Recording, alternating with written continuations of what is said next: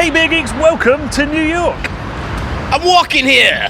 He's walking there, and we're walking over the Williamsburg Bridge. Now, I came here a couple of years ago and we made a film all about the best pubs and bars to drink in New York. Obviously, that's completely changed now, and there's some amazing spots that we're going to be headed to.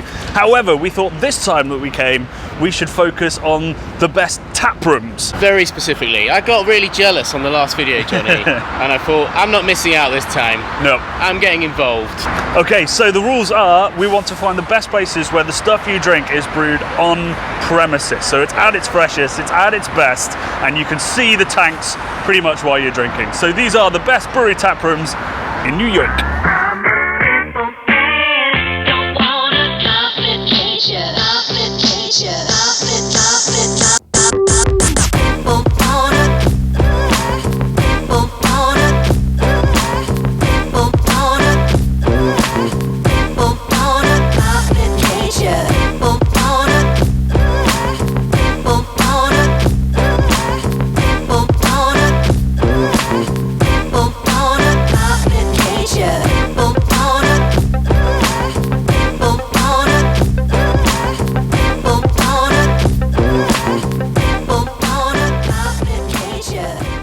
It turns out New York, or perhaps I should say Brooklyn, is spoiled for incredible brewery tap rooms, but we thought we'd better start with the most famous one. So we're going big. Mate, we might as well start Long before we're going home. right at the top. Yeah, exactly. So we've come straight down to almost Red Hook to visit Other Half, who make, as we know, some of the best IPAs in the world. I was here a couple of years ago. It's quite a sketchy part of town, and I thought it would have gentrified by now. No. There was a lady, she was smoking a cigar on the staircase of the subway coming out. I guess that's gentrification of a kind. Cigar, not a cigarette. Was it inside? I was like, that's illegal.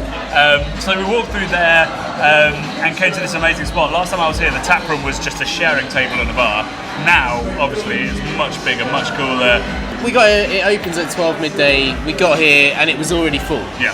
So it's worth coming down early. It's a really cool space. Lots of hip hop, as you can probably hear. I just went hip hop.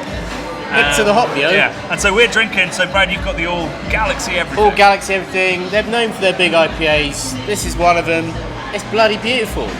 Galaxy is a lovely, raucous, raw hop, which adds a bit of West Coastiness to any East Coast beer. So I love Galaxy. Brad's also bought a table beer, which is a tradition we're working on. This, I mean, I saw they did a beer slushy. Look at that, it's beautiful. So what was it? So it's a blueberry, raspberry, boysenberry. Boysenberry's a bad. Hey, boysenberry.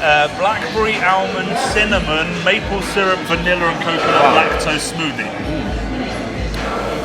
It's very special.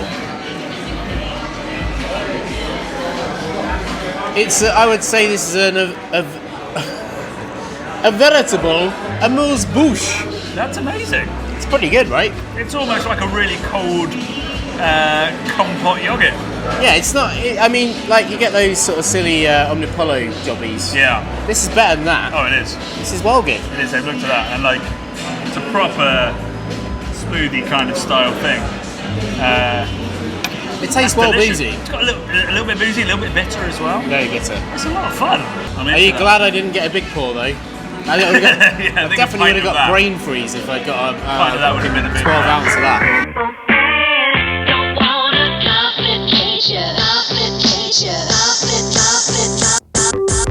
From there we headed to the Keg and Lantern, a lesser known brew pub in northern Williamsburg, on the advice of local beer writer Joshua Bernstein. There we had some absolutely stellar beers, including the first Brut IPA Brad Sweettooth has ever enjoyed, as well as some giant plates of classic American pub food.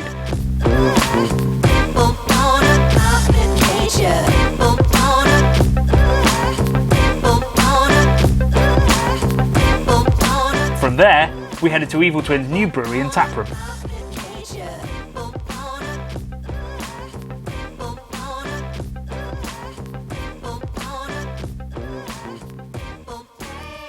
So about halfway to Finback, you'll stumble across...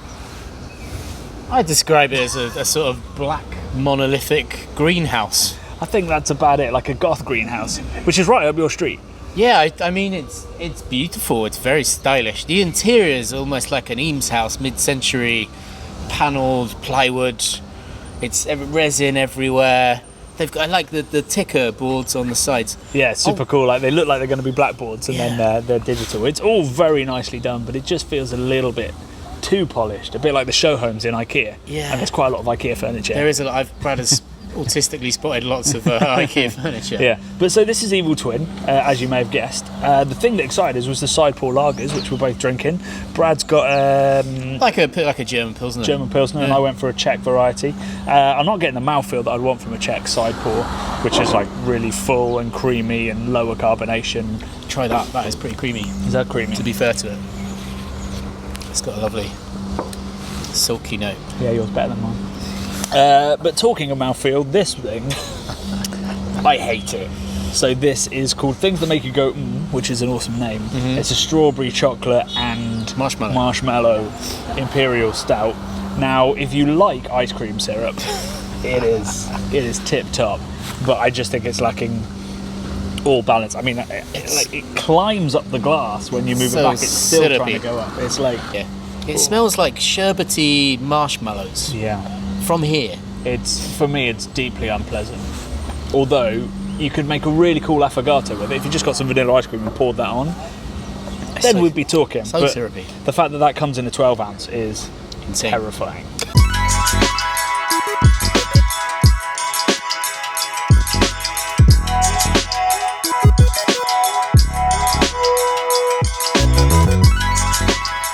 So we knew Finback was a fair way from where we were. I wouldn't say we knew it was this far. Yeah. Where are we? Cheeky little 40-minute stroll around the backwoods. Yeah, I mean, I feel like we're going to get to the edge of New York pretty soon. And still no sign of it. I think it should be around the corner here, but it doesn't feel like brewery town. Yep. I often say that like modern breweries tend to be situated at the exact point where you think it can't be here. We've definitely missed it. So I'm looking forward to that feeling, although that feeling was about a mile down the road. So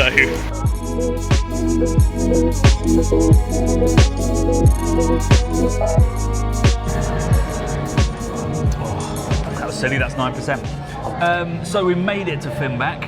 We did. Was not easy. Not the most beautiful walk that we've ever done in New York. No, but it helped burn off some of those calories from the Reubens and the loaded fries that I had for lunch. Yes.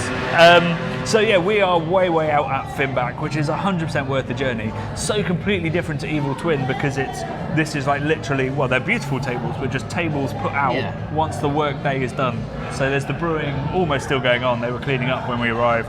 And you're sat next to it in the taproom now. It's like the antithesis of Evil Twin, isn't it? Yeah. In that place is like sparse and beautiful and refined, and this is industrial and a working space. Yeah, they were still painting the walls. They were still painting the walls. But they've got lovely staff and lovely beers on. If you love big, double dry hopped, hazy bad boys.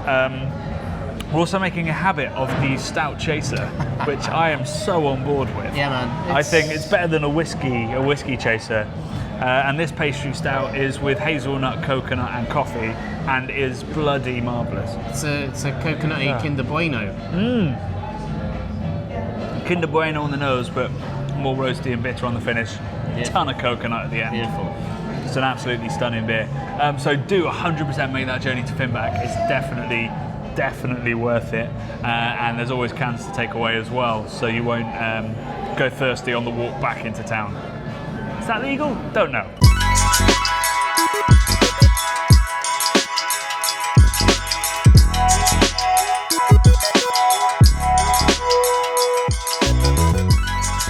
After a quick pizza break at Frank Pinella's Best Pizza, we went to try out Transmitter's new place. As one of our favourite Belgian breweries in the States, we were surprised by the location. What is this place? Yeah. Hydroponics, yo. Hydroponic lettuce. Fuckers. What are they? I think they're going to take over the world at some point.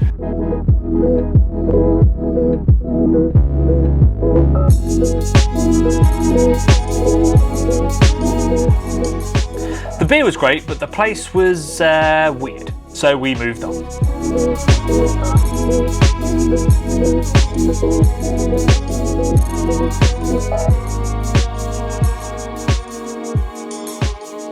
Welcome to KTBC, the Kings County Brewers Collective. Well to remember that. Yeah, particularly because the night is getting long. But we are here in... Don't know where we are. Trendy bit. Bushwick. We're in Bushwick. So yeah, we're in Bushwick at KCBC. I had an amazing IPA with lychee, guava and black tea. Yeah. I didn't have to check that on the board or anything. I'm just drinking Scissor Kick. He's just drinking Scissor Kick. Because it reminds me of Jean-Claude Van Damme. Badass mofo. I'm drinking a Hellas, which is delicious. It's done with 5 boroughs. It's pretty good, man. It's like a slightly danker Augustina. Yeah. And if I had one criticism about Augustina, it's not dank enough. It's not dank enough. So yeah, I'm absolutely loving this beer. And so yeah, you could tell it's getting rambly. The beer was starting to take its toll, but we had one last stop, Threes, and we were in for a treat. So here we are at Threes. We're going to show you what might be one of the most individual and unusual taprooms in the world. Starting with the live music behind It's us. special.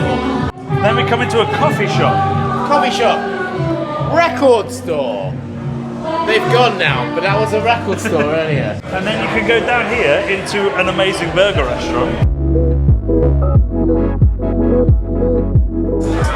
It's a huge beer hall.